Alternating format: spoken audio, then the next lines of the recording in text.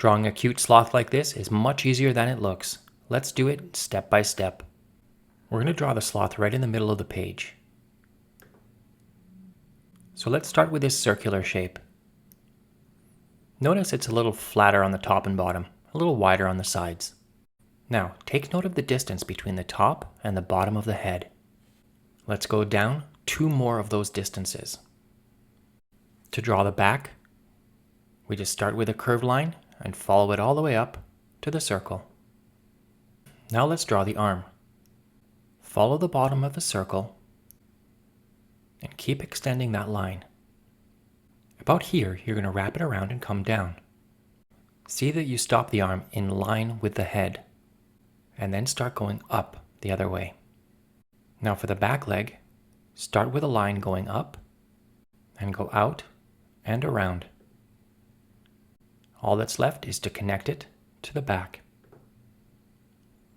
That's the basic shape finished. Now let's do the tree.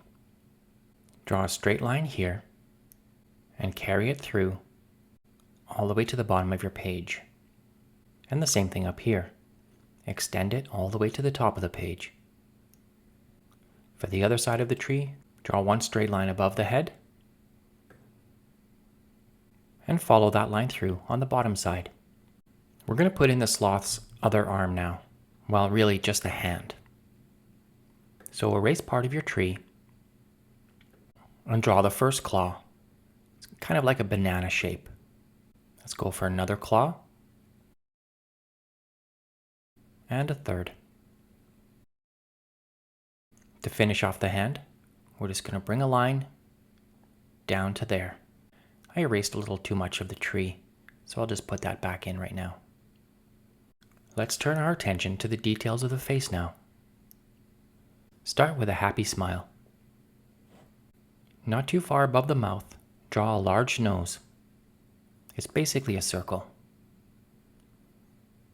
And inside that circle, drop in 2 nostrils. Time to put in the eyes. They're fairly small, but they're wide set. And they're almost in line with the nose. Draw a second circle around those first ones. Color the inside of the circles. Most of you have probably been drawing by holding your pencil like this. And that's great for lines.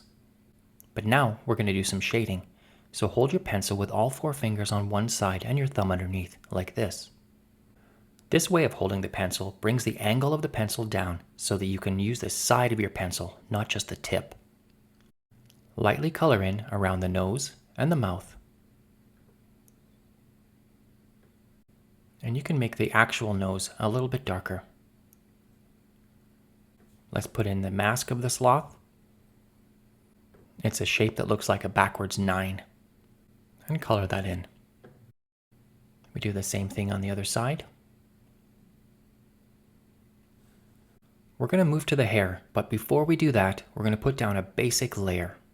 So with the side of your pencil again, very lightly color in the entire sloth. Now grab a Q-tip, a cotton swab, or one of these blending stumps.